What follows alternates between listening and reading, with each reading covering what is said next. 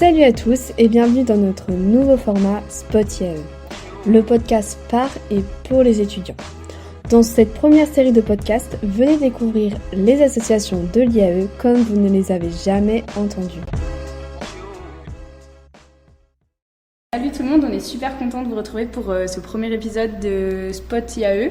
Et aujourd'hui, on accueille le BBE. Bonjour. Salut. Alors, tout d'abord, on va vous laisser vous présenter un peu l'asso en général. Moi, c'est Alix. Je suis en M1 MBU. Je suis arrivée à l'IAE cette année. Et j'ai créé le BBE avec Élise. Et du coup, avec moi, il y a Julien. Exactement, moi c'est Julien, je suis en L3SO, donc j'ai rejoint l'association en ce début d'année en tant que trésorier. Et du coup, le BBE, c'est quoi exactement? Parce que ça n'existait pas les années d'avant, non? Oui, c'est ça, c'est une nouvelle asso du coup qu'on a créée avec l'objectif d'apporter du bien-être aux étudiants au travers de plusieurs activités qu'on propose tout au long de l'année. Et vous pouvez nous en dire un peu plus sur les activités que vous allez mettre en place et que vous avez aussi mises en place?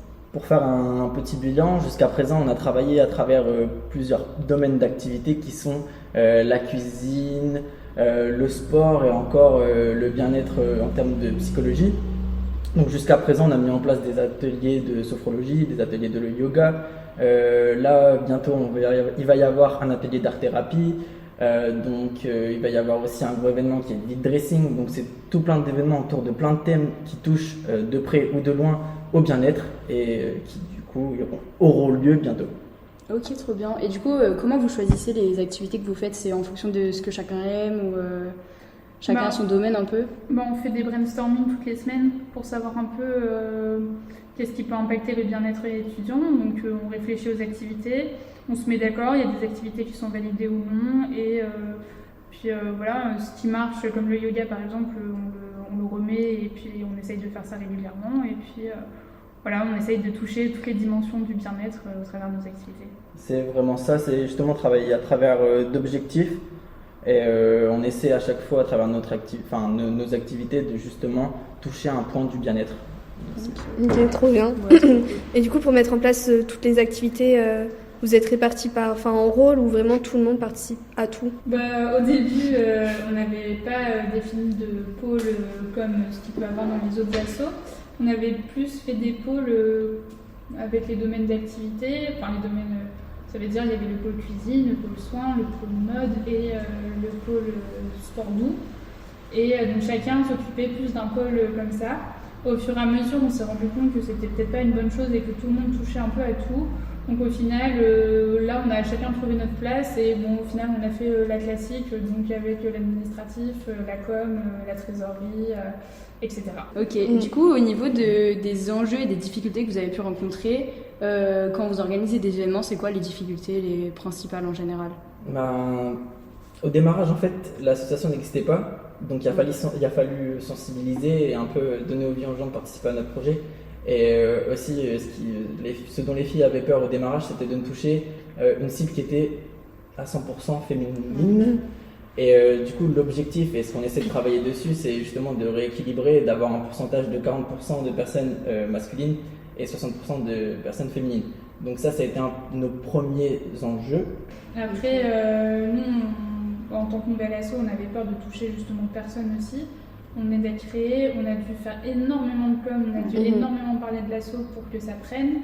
Et puis les difficultés, c'est ce qui est arrivé cette semaine, c'est qu'on propose des activités où jusqu'au dernier moment, on n'est pas sûr de pouvoir la faire parce qu'il n'y a pas assez de monde. Du coup, nous, on doute de nos activités aussi.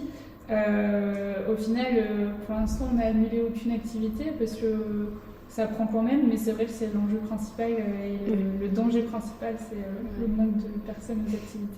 C'est sûr, je pense que toutes les assos ont un peu le même problème avec les événements, c'est qu'on s'inscrit tous au dernier moment, mais c'est ça. Tant que ça marche, c'est bien. Et du coup, dans l'organisation de ces événements, au-delà des difficultés, ça a été quoi votre moment préféré, l'événement que vous avez pour l'instant kiffé vraiment à organiser? D'un point de vue personnel, pour moi, c'était le yoga, parce que je pense que c'est un sport qui réunit quand même beaucoup de personnes, et même pour moi qui n'étais pas forcément sensible à ce type de sport doux, j'ai vraiment apprécié, et à mettre en place, ça a vraiment fonctionné, donc pour moi, c'était vraiment cool. Ouais, c'était l'activité où il y avait le plus à mettre en place parce qu'on a dû trouver des intervenantes et financièrement il fallait que ce soit possible pour nous de les prendre. Et après il y avait tout l'orga avec les tapis. Julien peut ramener des tapis chaque semaine, donc c'est super cool. C'est toute une orga derrière qui est un enjeu majeur mais qui nous anime et qui fait qu'on réussit. Et puis moi j'ai aimé toutes les activités qu'on a proposées et c'est aussi le but de l'asso, c'est que chacun se plaise dans les activités qu'on propose. Ouais, c'est sûr. C'est hyper important de se faire kiffer. Et puis là, je pense que tout le monde prend plaisir à organiser l'événement du vide dressing. Pour nous, c'est un accomplissement. Exactement, c'est un accomplissement. Donc on a hâte que ça se déroule et que ça se déroule correctement. Le 19 janvier. Mais du coup, financièrement, je me demande, vous venez de créer l'asso, donc vous n'aviez pas de trésorerie du tout. Rien. C'était pas trop compliqué au début On a fait, je pense, comme toutes les assos ont fait, c'est-à-dire qu'on a acheté pour revendre, on a produit pour revendre, donc on a mis en place des ventes de petits déjeuners et ça a été principalement notre source de financement. Ouais. Après, on essaie de proposer des activités à des prix qui sont quand même attractifs et accessibles, donc c'est ce qui nous permet aussi de survivre. On n'essaie pas de faire des prix incroyable de manière à ce qu'on prenne du bénéfice sur les activités. On fait en sorte que ce soit, comme je l'ai dit, accessible et le financement derrière pour amortir, il se fait grâce aux ventes de petits déjeuners qu'on a mis en place, ce qui nous permet en fait d'assurer toutes les activités jusqu'à présent, même le financement du yoga qui est quand même un de nos événements les plus coûteux. Voilà, c'est grâce à ça. Ok, très bien. Donc du coup, on se demandait aussi, en tant que membre de l'asso, c'est quoi les qualités entre guillemets nécessaires pour faire partie de l'asso ? Aujourd'hui, en tout cas quand on a créé l'asso avec Élise, on a décrété que les personnes qu'on voulait dans l'asso, ce sont des personnes animées par un domaine spécifique et non par leur qualité de gestion d'asso. Donc on s'est vraiment basé sur ça et je veux que ça reste, si l'asso perdure, je veux que ça reste comme ça. C'est-à-dire que c'est l'occasion aussi pour les personnes qui viennent dans l'asso de montrer leur passion, comme par exemple Anaïs, qui peut exposer sa passion à tout le monde et qui peut proposer des activités à travers l'asso.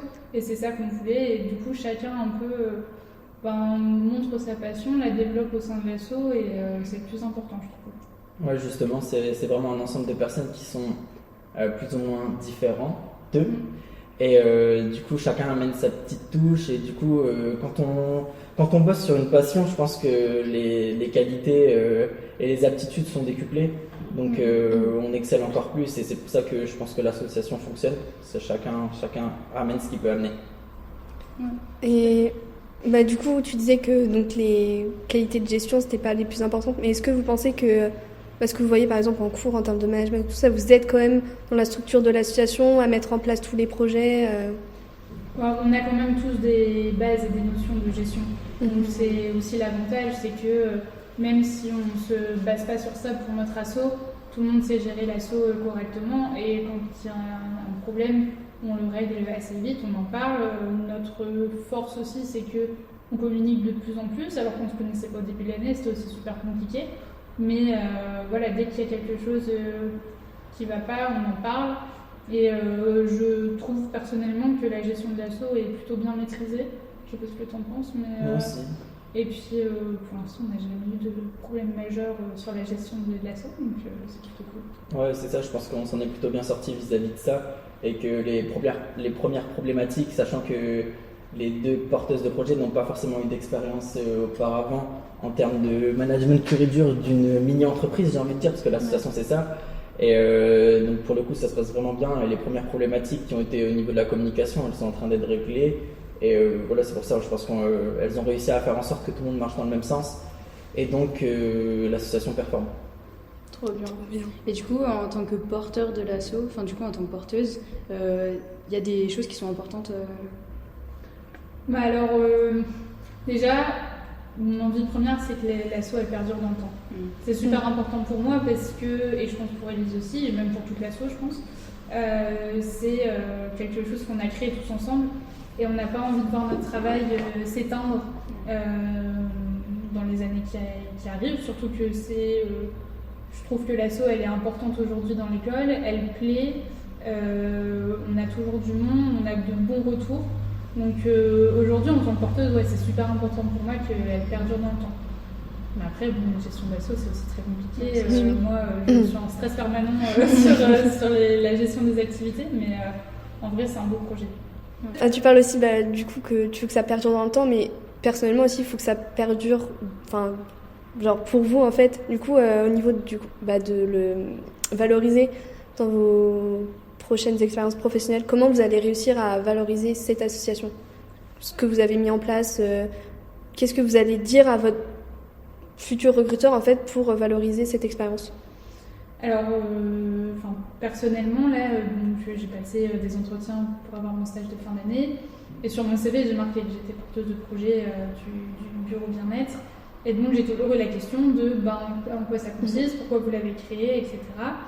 Et donc moi, j'explique, comme je vous ai expliqué au début, que pour moi, c'était important d'apporter du bien-être aux étudiants, etc. Et eux voient ça comme une grande qualité parce qu'ils voient qu'on crée quelque chose.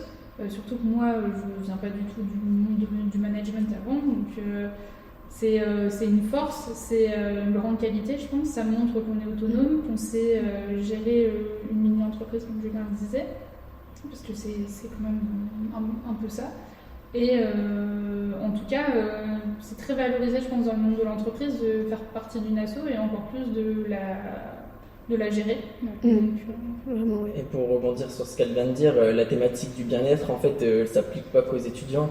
Quand on sait qu'il y a énormément de personnes qui font des burn-out, je pense que la prévention, elle est super importante. Et donc justement, vis-à-vis des entreprises, de voir des personnes qui se sont intéressées dans leur formation, en essayant de construire des choses qui pouvaient accompagner les étudiants sur cette thématique-là, c'est extrêmement valorisant et ça montre justement l'ouverture d'esprit et justement la prise de conscience que nous avons déjà sur ce domaine-là.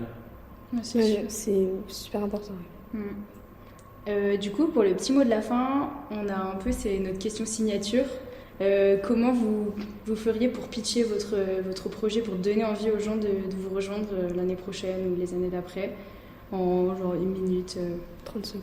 Déjà, on souhaite tout simplement que la personne trouve le projet qui lui correspondra, mais pour trouver le projet qui lui correspond et trouver donc le BBE, c'est important de partager des valeurs qui sont communes, des valeurs simples, c'est-à-dire du plaisir, c'est-à-dire de l'investissement, toutes ces valeurs qui vont être toutes ces valeurs qui vont être très positives et donc qui vont permettre de se sentir bien dans un événement qui sera partagé autour d'une passion, qui va être axé autour du bien-être. Je repense à la mode, je repense au sport doux.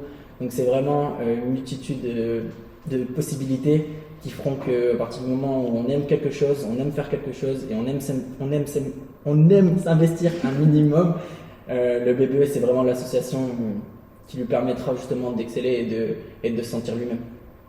Trop bien, ça donne envie en tout cas. Oui. Merci de nous avoir accordé votre temps. Et n'oubliez pas de venir au vide dressing. Exactement. 19 janvier au sous-sol. Et bientôt le coworking qui va être un événement exceptionnel. Là, on vous prépare une pépite. Une pépite de chez Pépite. On vous attend nombreux. Au revoir et au prochain épisode. Au revoir.